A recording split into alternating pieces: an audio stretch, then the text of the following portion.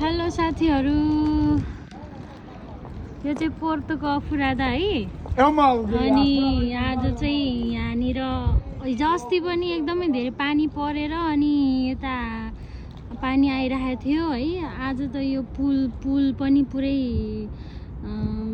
ढाकेको छ अनि यो बाटो हिँड्ने बाटो पनि पुरै पानीले उस गरेको छ हैन। यहाँनिर एकदमै हाम्रो रेस्टुरेन्ट चाहिँ फेरि यहीँनिर नै हो। अनि अब रेस्टुरेन्ट त्यो होला जस्तो छ गाइजहरू, गाह्रो छ। यी हेर्नु सबै पानी। अब 1 घन्टा पछि चाहिँ फेरि अझै बढ्न सक्छ भनेर यहाँ पुलिसहरू पनि आउने यताउता गरिरह यस्तो भयो हेर्नु।